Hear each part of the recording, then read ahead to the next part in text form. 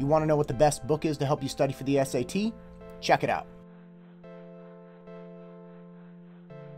Okay, so for my liking, I enjoy the Princeton Review Study Guide. All right, this guy right here. It's not that bad of a book. It's not that expensive. Gets the job done. It's got a lot of explanation. It has some mistakes. It's not a big deal. But you have a lot of tests in it, which I appreciate. Volume is really key. Not useless volume, though.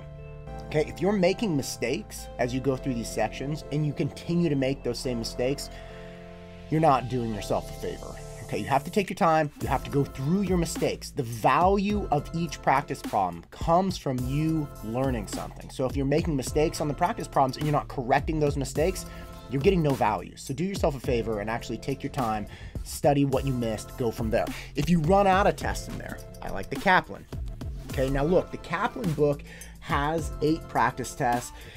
It's similar to the Princeton Review. You got some explanations. I'm not a huge fan of Kaplan in general, but it's not that big of a deal, all right? You can get through it, and again, I just use it on the back end.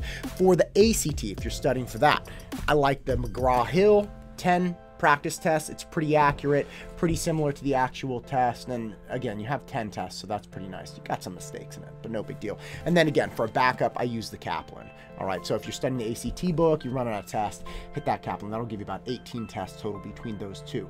But by and large, the #1 book is whatever book you're going to use.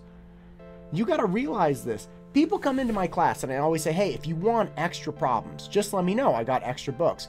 Almost everybody takes the book when I offer it. So say we're working out of the Princeton Review book for the SAT. And then they're like, all right, great. Could I have some extra problems? Yeah, sure. Here, take this Kaplan book.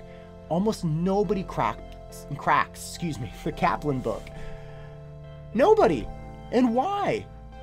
Because they like thinking that they're going to do it. They like having the option to do it. But they're not going to do it. That's why people buy these books. They want the option to study, but the vast majority of the time they don't. They don't, just because they're like, that's not that sexy. You know, yeah, I like having the option. I like the thought of prepping, but I don't actually like prepping. So look, do yourself a favor. These books are not cheap, right? They're not super expensive, maybe 20 bucks, but save your money.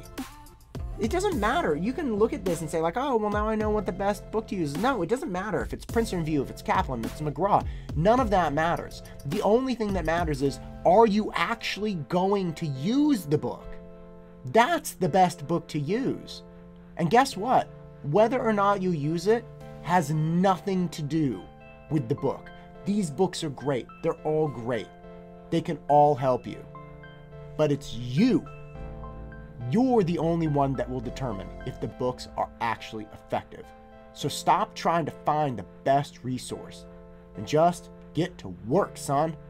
We got about 66 days to go. Let's get it.